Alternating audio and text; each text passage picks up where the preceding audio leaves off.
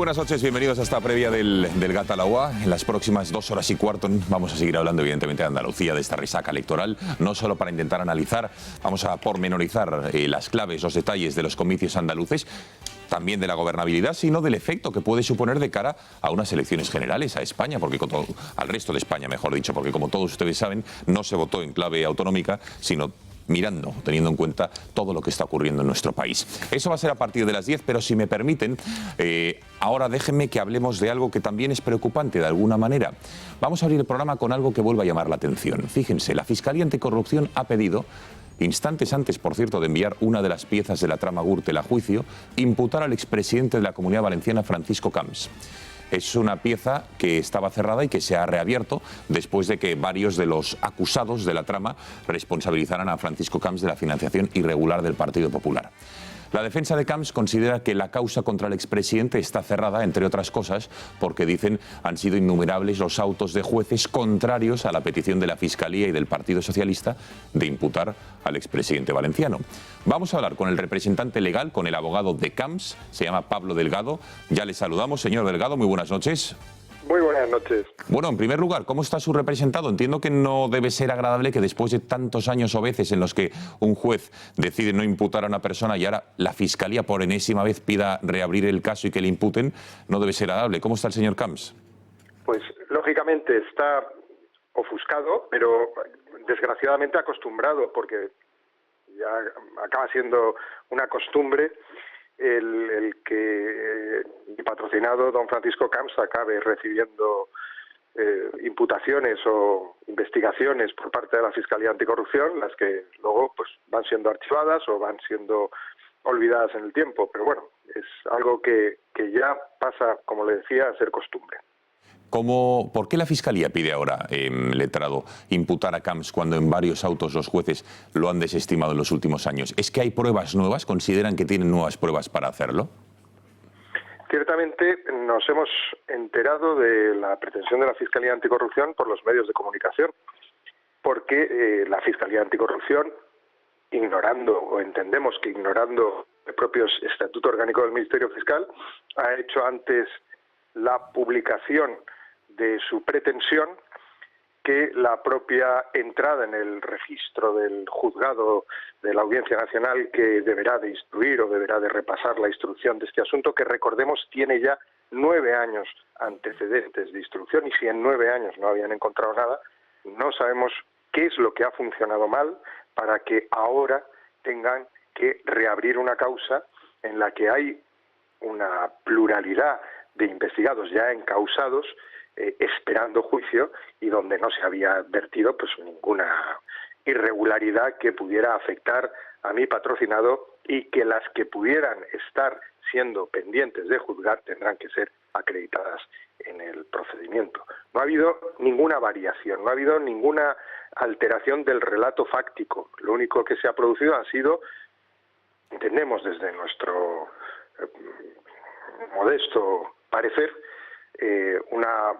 un cambio en las manifestaciones vertidas en el plenario de otro procedimiento por alguno de los investigados, ya encausados, ya condenados, donde pactaron determinadas condenas y el no cumplimiento de las mismas a cambio de, pues, desde nuestro punto de vista, faltar a la verdad.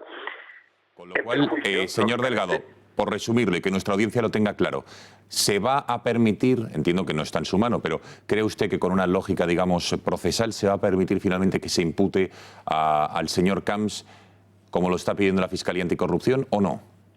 Pues mire, la lógica procesal sería que no se permitiera, y el juez de instrucción que debe de ver el asunto es el que tendrá que valorar si la petición del fiscal tiene sentido o no. Pero es que este mismo asunto ha sido ya resuelto por el Tribunal Superior de Justicia de la Comunidad Valenciana hasta en 6 ocasiones, resolviendo que no tenía por qué ser investigado porque no había ningún indicio de la participación. Es que el juez Flors en su momento investigó y tomó declaración hasta 37 altos cargos de la Administración valenciana que dijeron que no había ninguna participación del señor Camps en estos hechos. Y ahora volvemos 9 años después, usualmente en un periodo postelectoral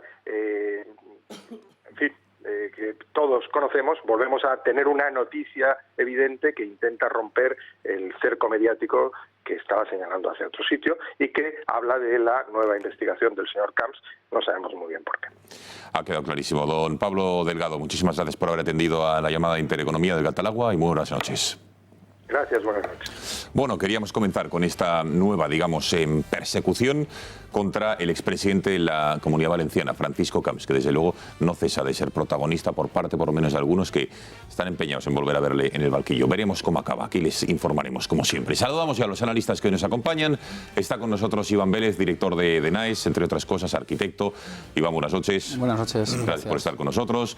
El diputado José Ra, del Reino de España, por la provincia de Ávila. Muy buenas noches. Buenas noches, Gonzalo. Y yo he cumplido mi promesa. Y aquí tenéis las yemas de Ávila. Sí, qué detalle, qué detalle, qué detalle. Os dejo y que te pido, por favor, sobre todo, que una la compartas con este equipo de gente estupenda y tan dedicada que tienes, y la demás, pues que le des buen uso porque te va a dar mucha energía. Y nosotros no. Tú también, tú dos. A falta de una, dos. Venga, pues, Es que no queremos. para Esparza 2. Ahora, a partir de las 10, lo abrimos. Enseguida presenta a Miguel Durán. Déjame ir por orden, Miguel, si no te importa. José Javier Esparza, muy buenas noches. Aquí con las yemas. Gracias por estar con nosotros. Miguel Durán. Amigo, Hola. buenas noches. Los huevos de 2 en 2. Sí, efectivamente. Y Víctor González, que es vicepresidente de Vox y también es consejero delegado de la empresa MPR. Muy buenas noches, Víctor. Muy buenas noches. Gracias por estar con nosotros. Encantado. Enseguida más detalles de la situación de cada uno de ellos, pero venga, titulares, una ronda rápida de qué es la noticia que entiendo yo que va a ser la resaca de las elecciones andaluzas, cómo lo interpreta cada uno de ellos. Empezamos por Iván. Iván, noticia y titular. Yo he titulado Vox sí puede decir España. Y creo que se puede entender perfectamente por dónde voy. Es un argumento contra el yo no puedo decir España. ¿Quién clásico. no lo puede decir, Iván? Pues Pablo Iglesias, según manifestaciones que puede todo el mundo consultar en YouTube, pues ya en su momento lo afirmó porque él por lo visto perdió una guerra hace 80 años. Y bueno, en fin, toda esta retórica que ha metido la expresión extrema derecha pues como verdadera etiqueta para denostar a Vox, y que está dando además pues me parece a mí unos frutos muy peligrosos, como esa es la agitación callejera que puede incitar a una violencia difícilmente controlable una vez se lance. Es verdad, hoy ha habido nuevas manifestaciones en la calle, de estas que dicen antifascistas, que luego les informaremos, alentados, insisto, acudiendo al llamado de alguien que les ha dicho salid a las calles. Esto no es espontáneo, no nos llevemos a engaño. Gracias, Iván. Diputado, su noticia y su titular. Pues yo he dicho que Andalucía ha dicho basta, ¿no? Y yo creo que estamos todos encantados porque se ha levantado Andalucía. Y Andalucía le ha dicho el camino a España y ha tomado una bandera de que se acabó lo políticamente correcto, que este impasse donde nos tenían metidos a todos dándonos lecciones de un progresismo de bolsillo, pues se iba a romper y se ha roto, ¿no? Y que se abre una expectativa de cambio extraordinario para la sociedad andaluza, para el gobierno de Andalucía y por lo tanto para el gobierno de toda España. Y para mí lo más significativo de esto es que una de las partes más españolísimas de España, que es Andalucía, ha dicho que el juego con los independentistas, que se lo coman otros. Es importante, eso demuestra que se ha votado también mirando en clave nacional. Porque en cuanto tú, y acuérdate que estuvimos hablando de las elecciones el último día, yo lancé mi análisis y fíjate, los hechos te lo demuestran, ¿no? Cuando tú vas por la calle, la gente está en otro discurso distinto al que nos están haciendo que nos traguemos con ruedas de molino. Y para mí ha sido una lección extraordinaria. Yo lo tomo con optimismo, con una alegría desbordante lo que ha pasado en Andalucía. Todo, para que no me matice nadie, todo lo que ha pasado en Andalucía me parece fabuloso.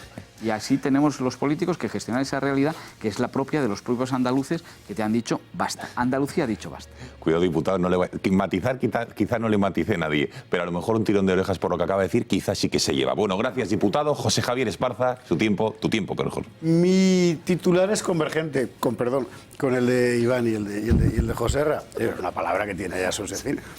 Y es este, la izquierda entre la histeria y el bochorno, porque lo que ha ocurrido inmediatamente después de las elecciones andaluzas me parece extremadamente preocupante. O sea, hemos visto en otras ocasiones rasgos de mal perder. Bueno, eso es una cuestión, es una cualidad moral. Pero que alguien llame abiertamente a la violencia contra un resultado electoral es una cosa terrible. Y eso es lo que ha hecho el otro día Pablo Iglesias, que hoy, por cierto, ha continuado con el mismo tono. Vamos a ver, lo que caracteriza a un partido ultra es que vulnere la legalidad, que propugne la violencia y que no respete libertades públicas y derechos fundamentales. Eso Vox no lo ha alterado. Podemos sí. Y lo acaba de demostrar ahora, con lo cual realmente tenemos un problema porque ese partido está apoyando al gobierno. Por cierto, como otros partidos que son epígonos del terrorismo, epígonos políticos del terrorismo, etarra o abiertamente separatistas. Y hoy la ministra de Justicia ha dicho que los separatistas y toda esta gente son constitucionalistas y Vox no. Y ahí entra la parte de bochorno. La parte de la histeria es la reacción violenta. ¿Por qué es violenta? De la extrema izquierda, del mundo Pablemos, y el bochorno es el de la izquierda institucional que está demostrando sencillamente que no sabe lo que es un país, no sabe lo que es una democracia. Muchísimas gracias, José Javier. Tiempo de Miguel Durán. Miguel, ¿qué es lo que más te ha llamado la atención de esta jornada? Pues yo, más que un titular, y lo que más me llama la atención, he oído ya a los que pueden o se consideran con título habilitante para ser presidentes de la Junta de Andalucía, y yo, más que titular, lo que querría expresar es un deseo. El deseo de que los que estén negociando el cambio que ellos mismos dicen haber propugnado, que tengan mucha generosidad y mucho sentido común. Porque perdona, esta reflexión que está muy bien, pero esto no tiene nada que ver con el titular que querías hablar, sobre la monarquía y el PSOE no, que asoma la patita, ¿no? Me acabas de decir, tú me acabas de decir sí. que te ha llamado más atención del día. Del día de hoy. Pues claro, y habías dicho lo del PSOE que asoma la patita contra la monarquía. Pues eso es más sencillo. Pues venga. A pesar de que Ábalos ha dicho que no, que eso es una reflexión de Sánchez, esto es el clásico esquema de uno dice una cosa y otro dice otra, pero las cosas que se dicen van quedando. Es decir, el exabrupto este de Sánchez diciendo que se puede plantear la supresión de la inviolabilidad del rey, eso seguro que encuentra una parroquia muy proclive a comprarlo. Y él lo dice y además se erige prácticamente en portavoz de su majestad, diciendo que prácticamente a él no solo no le va a importar, sino que le parecerá bien. Yo pensamos. Entonces, pues se ve que lo del... Leticia y yo pensamos en una cosa. Se ve que lo de quedarse en el besamanos ese del día 12 de octubre no fue espontáneo. Le ha dado un poco de ínfulas para seguir interpretando el papel casi de rey. Decía eso, a mí me parece que es claro, el señor Sánchez empieza a obsequiar con plataformas de lanzamiento a cosas que pueden favorecer a su socio de gobierno. Déjame completar lo otro, hombre. Era un titular, Miguel. Es que nos falta Víctor y son las 2, digo las 10 menos 2 minutos. Vea, completamos con Víctor. Víctor, noticia y titular. Mi titular es sobre la noticia sobre la inviolabilidad del rey. Cargarse la monarquía para cargarse España. Yo creo que esta es otra cortina de humo, muy probablemente con la noticia anterior de Camps, que aprovecha el gobierno socialista para sacar en estos momentos y que no se hable de los problemas internos, del fracaso que se ha metido en Andalucía y de muchas otras historias. Atacar la figura del rey, el artículo, si recuerdo mal, el 56.3 de la Constitución, pues conlleva una reforma de la Constitución. A Vox nos dicen que somos anticonstitucional o inconstitucional porque queremos reformar la Constitución con el consenso adecuado de las Cortes, es decir, cuando la voluntad del pueblo español lo exprese y permita que las Cortes tengan la representación suficiente para que se lleve a cabo. Pero eso no es ser anticonstitucional. No es ser anticonstitucional. La inviolabilidad del rey, sí. Pero el gobierno dice que... Y el presidente del gobierno... La inviolabilidad del rey es impresionante. Ese, para mí, es lo más importante. Es de una gravedad y está sacado como un gran globo que estalle para cubrir otra serie de temas y que hablemos de eso y no hablemos de lo que estáis diciendo de Vox y de los problemas que tiene el PSOE, que son graves. Pero la serpiente ya ha puesto el huevo, ¿eh? Sí. La serpiente te refieres a Sánchez. Bueno, no Sánchez, Sánchez viene a corroborarlo. Desde hace un mes, Izquierda Unida y Podemos en más de 1000 ayuntamientos en España están con este tipo de mociones que, por cierto, no se aprueba ninguna o ninguna sale adelante. Bueno, en fin, estos son los 5 analistas de esta noche. Yo creo que es una mesa francamente interesante para comenzar un programa hasta medianoche que espero que les sea de provecho. Así que, si les parece, comenzamos.